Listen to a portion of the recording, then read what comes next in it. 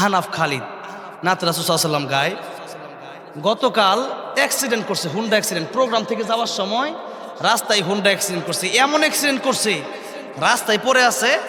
পরে একজন রিক্সাওয়ালা দেখলো রাস্তায় যেন কি লাশ পড়ে রয়েছে মনে হয়, তখন গিয়া ওই লাশটা দেখলো যে লড়তেছে, একটু একটু শ্বাস নিতেছে, মোটামুটি বুকটা লড়তেছে। তাড়াতাড়ি করে হাসপাতাল নিয়ে আসছে কলরবের শিল্পী আমার বন্ধু, আমার ছোট ভাই। তো ওকে যখন হসপিটালে নিয়ে আসছে আহনাফ খালিদকে, তখন দেখা গেল ডাক্তাররা বলো বাঁচার সম্ভাবনা ওই রকম নাই, মানে ডাক্তাররা কোনো কথা বলতেছে না। তো তাকে কৃত্রিম শ্বাস প্রশ্বাসের কিছু ব্যবস্থা হসপিটালে আছে, আইসিইউতে আছে। ওই কৃত্রিম শ্বাস প্রশ্বাসে তাকে রাখার ব্যবস্থা করা হলো। সেখানে এক দুই দিন থাকলে দেখা যায় লক্ষ লক্ষ টাকা লাগে, যেরকম ঠিক না বেঠিক। তো যাই হোক, এরপরে আজকে আমরা শুনছি মোটামুটি আলহামদুলিল্লাহ একটু ভালোর দিকে। আল্লাহ রাব্বুল আলামিন এই ছোট ভাইটাকে আমার শিফায়ে কামেলা আজলা দান করেন, বলেন আমিন। আমার ভাইটাকে আবার ফিরিয়ে দেন, বলেন আমিন। এত ভালো একটা, খুব ভালো একটা ছেলে।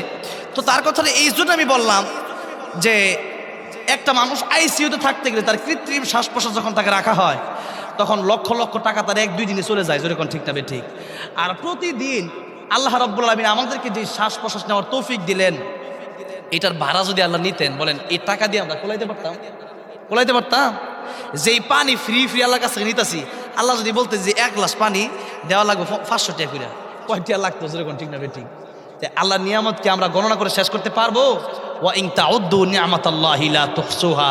আল্লাহ বলেন, বান্দা আমার নিয়ামত তুমি গণনা শেষ করে পারবা না, নিয়ামত তোমরা গণনা করে শেষ করতে পারবা না। সুতরাং লা ইন শাকারতুম লা আযীদান্নাকুম, নিয়ামতের শুকরিয়া আদায় করো।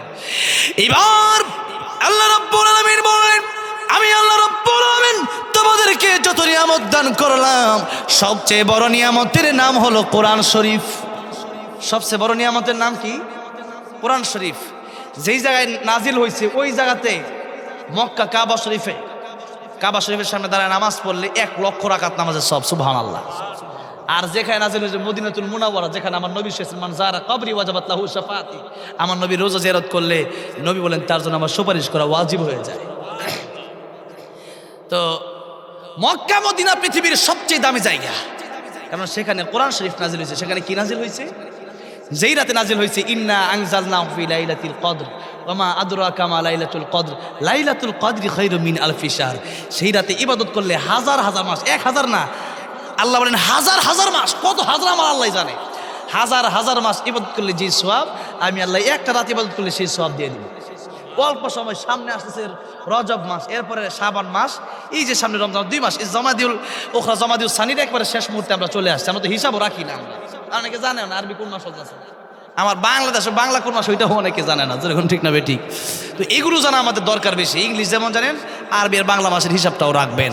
আর আরবি মাসের সাথে আমাদের ইবাদতের সম্পর্ক, এই জন্য সেই হিসাব রাখবেন আপনারা। আমার ভাইরা, আমার মুরব্বী বাবাজিরা, তাহলে দেখেন এই যে রমজান মাসে নাজিল হয়েছে, যার কারণে গোটা মাসের দামই আল্লাহ বাড়ায় দিচ্ছে, যেরকম ঠিক না ঠিক। অন্য মাসে ফরজ নফল করলে যেই সব, এই মাসে নফল করলে ফরজের সমান সব, সুবহানাল্লাহ। আর একটা ফরজ করলে 70টা ফরজের সমান সব, সুবহানাল্লাহ। শাহরু রমাদান আল্লাযী উনজিলা ফীহিল কুরআন, এই মাসে কোরআন শরীফ নাজিল হয়েছে। এই জন্য কোরআন শরীফের সাথে একটা গিলাফ লাগছে, এটা দাম বেড়ে গেছে। কোরআন শরীফের সাথে একটা রেহাল লাগছে, রেহালের দাম বেড়ে গেছে। আমি আর আপনার সম্পর্ক যদি কোরআনের সাথে হয়, তাহলে আমার আপনার দাম বাড়বে কি বাড়বে না? বাড়বে। এখন এই কোরআন শরীফ মানবেন মানে কি? আপনি মানলেন যে আমি নামাজ পড়লাম, পর্দার দরকার নাই, অথবা আমি পর্দা করলাম পরকীয়াও করলাম, এরকম কিছু লোক পর্দাও করে পরকীয়াও করে। এই কথাটা আমি এখানে বলতেছি, বিষয় দিচ্ছি। আমার ভাইরা, আমার মুরব্বী বাবাজিরা, এই যে পর্দার কথা আল্লাহ রাব্বুল আলামিন বলেছেন, যেই নারীর পর্দা নাই ওই নারীর দাম নাই। এক হাদিস শরীফের ভিতরে রাসূল সাল্লাল্লাহু আলাইহি ওয়াসাল্লাম বলেছেন, এই দুনিয়ার সবই সম্পদ, সবচেয়ে উত্তম সম্পদ হলো নারী, জোরে কোন সুবহানাল্লাহ। আমার ভাইরা, এই যে নারী, এই নারীর সম্মান তখনই থাকে যখন নারী পর্দার সাথে থাকে।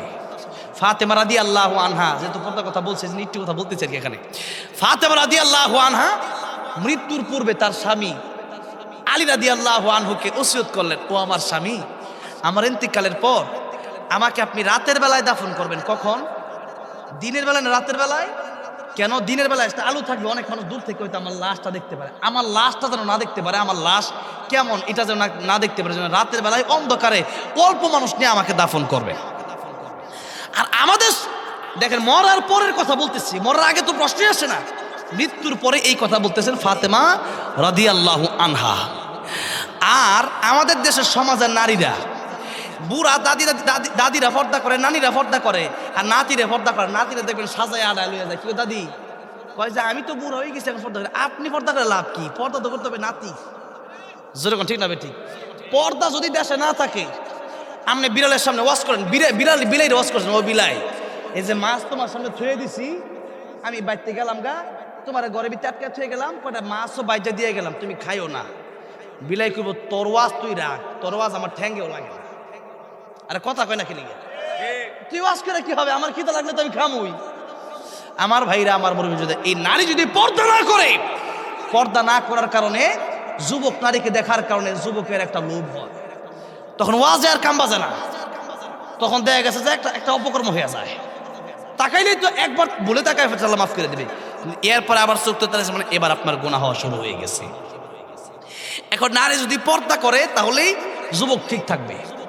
এবং আমাদের দেশে এখন বিয়েকে কঠিন করা হয়েছে, যেমন বিয়ে করতে গেলে দেখা গেছে যে এবার বিয়ে দিব, এবার বিয়ে দিতে না কি লিগে খাত লাগবো, হুন্ডা লাগবো না প্রাইভেট কার লাগবো, 5 লাখ টাকা লাগবো। অবস্থাটা দেখছেন?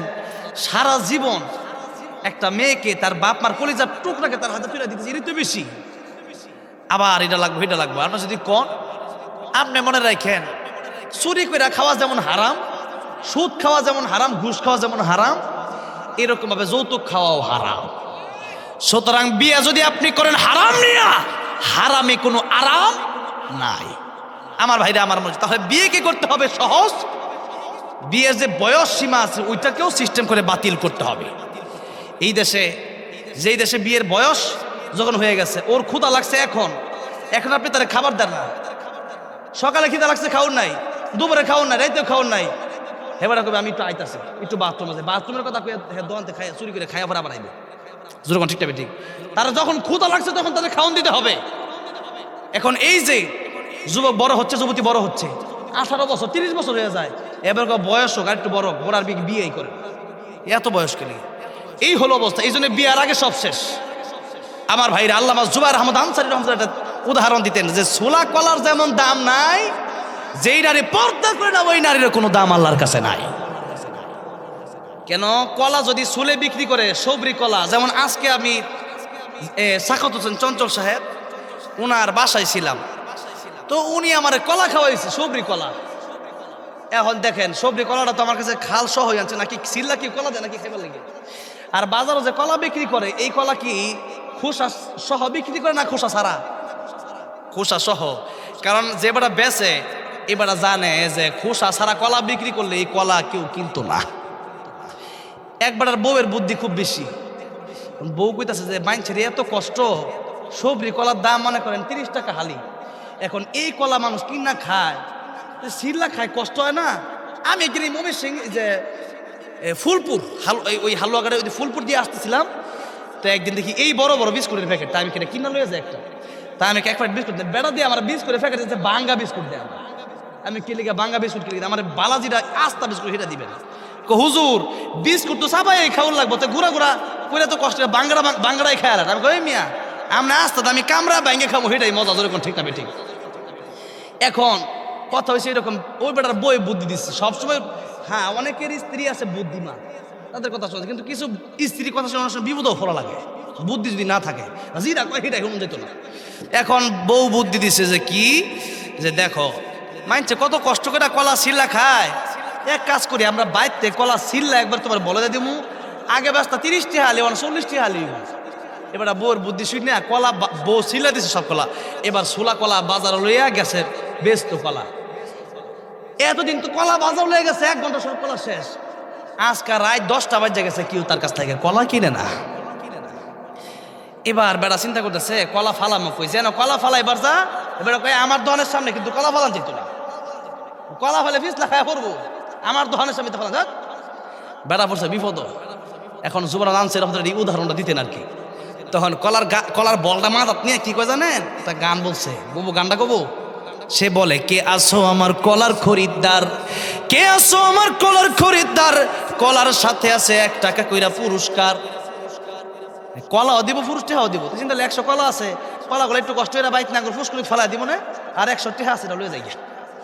এখন এই যে কলার লোভে, মানে টাকার লোভে কলা কিনলো, কিন্তু কলা খাওয়ার লোভে কলা কিনা নাই। ঠিক তেমনি ভাবে নারী যদি পর্দা না করে, বোরখা না পরে, ওই নারী বিয়ের আগেই নষ্ট হয়ে যায়।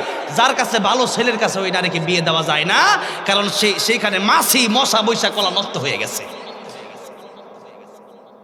কথা মনে হয় বুঝেন নাই? মেয়ে যদি বিয়ের আগে যদি যুবক পালায়, সস্তায় যদি দুধ পাওয়া যায়, তাহলে গরু কিনে কে? গরু পালে কে? সস্তায় যদি 10 টাকা কেজি দুধ, তাহলে কে গরু পালবো? কে দুধ বেচবো 10 টাকা, আমার খরচ হবো 50 টাকা, 40 টাকা লস না। গরু ফেলা দরকার নাই, দুধের কেজি 100, 50 টাকা খরচ করলে 50 টাকা লাভ হবো। এবার গরু ফেলবো, যেরকম ঠিক না বেঠিক?